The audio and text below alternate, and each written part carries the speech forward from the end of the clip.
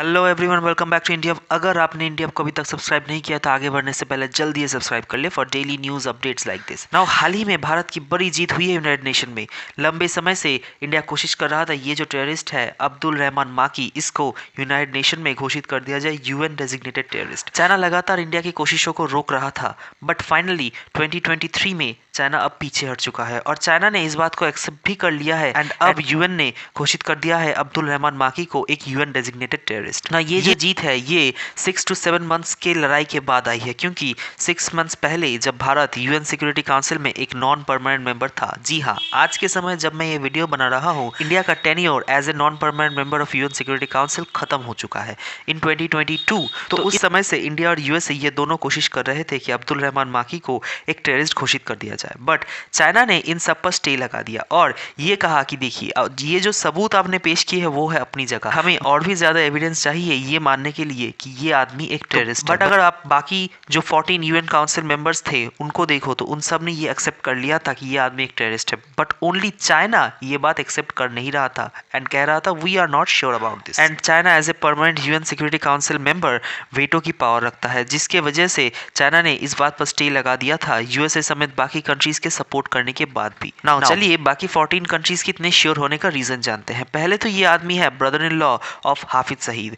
तो आपने हाफिज सईद का नाम तो सुना ही होगा, जो अपने आप में एक यूएन डेजिग्नेटेड टेररिस्ट है, बट ये नहीं कह रहा कि हाफिज सईद का रिलेटिव होना ही काफी है, रादर इनका एक बड़ा ट्रैक रिकॉर्ड भी है। इस आदमी ने बड़े स्केल पर लश्कर तैयबा की इंप्रूवमेंट में पार्टिसिपेशन किया है। काफी बार हाफिज सईद जब हाउस अरेस्ट में होता है और हाफिज सईद जब बिजी था कोर्ट वर्क को लेकर, तब इस आदमी ने काफी रैलीज ऑर्गेनाइज भी कराई है। इंडिया ये आदमी पाकिस्तान की लाइव मीडिया पर वार्निंग्स देता है एंड ये सब चल रहा है 2010 से। एंड यूएसए ने भी ये पहले ही डिक्लेयर कर दिया था कि ये आदमी बहुत डेंजरस है। ये ओपनली बात करता है कि 26/11 जैसा हमला इंडिया पर फिर से कराएंगे एंड इवन 26/11 हमले में भी इस आदमी का एक बड़ा रोल था। तो आप सोच कर देखो कितना लंबा प्रोसेस रहा होगा। 26/11 हमला हुआ था 2008 में एंड 2008 से लेकर अभी 2023 हो चुका है और अब जाकर हम घोषित कर पाए हैं हाफिज सईद और अब्दुल रहमान माकी दोनों को एक यूएन डेजिग्नेटेड। एंड इसके साथ आज के समय पाकिस्तान में टोटल यूएन डेजिग्नेटेड टेररिस्ट हो चुके हैं मोर देन 135 एंड ये तो सिर्फ इंडिविजुअल टेररिस्ट है। यहाँ 25 यूएन डेजिग्नेटेड एंटिटीज यानी टेररिस्ट ऑर्गेनाइजेशंस भी है। इंडिया ये बात पहले भी बोल चुका है, काफी बार यूएन में भी दोहरा चुका है। फॉर एग्जांपल आप ये क्लिप देखिए।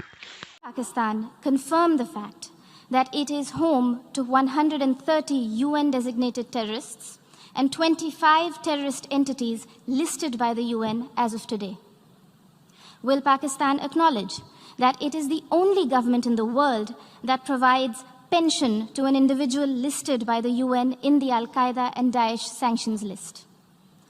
Can Pakistan explain why, here in New York, its premier bank, the Habib Bank, had to shut shop after it was fined millions of dollars over terror financing? और ये clip थी by the way 2019 से 2020 के आसपास की and recently Pakistan में और भी 2 से 3 टेररिस्ट आइडेंटिफाई किए जा चुके हैं। दुनिया में ऐसा और कोई देश नहीं, ना सीरिया, ना इराक, ना ईरान, कोई ऐसा देश नहीं है जहां इतने सारे ग्लोबल टेररिस्ट एक साथ मिलेंगे आपको। इसलिए यूएन में भारत बहुत बार कह चुका है कि Pakistan is the epicentre of global terrorism. Now आप पूछेंगे कि इन सब के बाद होगा क्या।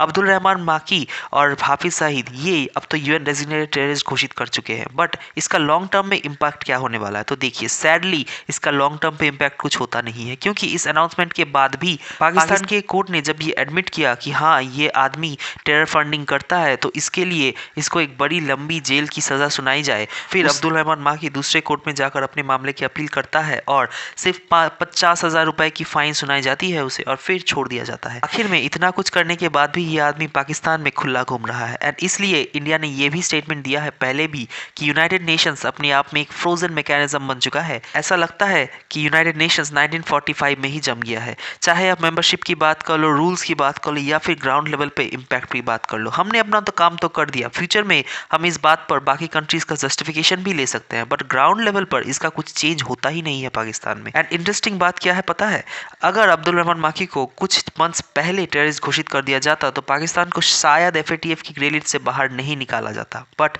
चाइना ने यहाँ एक टैक्टिकली पाकिस्तान को कुछ समय दे दिया, इवन दो जो प्रूफ सामने थे वो अपने आप में सच बोल रहे थे। और चाइना भी यहाँ पर इस मामले को आराम से 3 से 4 साल खींच सकता था अपने वेटो पावर से एंड अब्दुल रहमान माकी को यूएन में बचा सकता था, बट इंडिया ने यहाँ कांस्टेंट प्रेशर अप्लाई किया चाइना पर। इंडिया ने काफी बार चाइना की आलोचना करी इस मामले में, हमने ये इशू यूएन में भी रेस किया बार बार। इंडिया में जो कॉन्फ्रेंसेस हुई थी रिसेंटली, फॉर एग्जाम्पल जो रिसेंटली कॉन्फ्रेंसेस हुई थी no money for terror conference, यहाँ पर पाकिस्तान और चाइना ने पार्टिसिपेशन नहीं किया, हमने वहां पर भी चाइना की आलोचना करी और इतनी सारी प्रेशर अप्लाई करने के बाद जाकर चाइना पीछे हटा है। बट अभी भी बहुत सारे टेररिस्ट है यूएन में जिनको चाइना डिफेंड करता है, जैसे कि फॉर एग्जाम्पल अब्दुल राउफ, साजिद मीर, शाहिद मोहम्मद, सारे लोगों पर यूएसए और दूसरी कंट्रीज ने बड़ा इनाम रखा है एंड ग्लोबल टेररिस्ट अनाउंस करके रखा है इन्हें, बट पाकिस्तान इनको नर्चर करता है और चाइना इन्हें यूएन में डिफेंड करता है।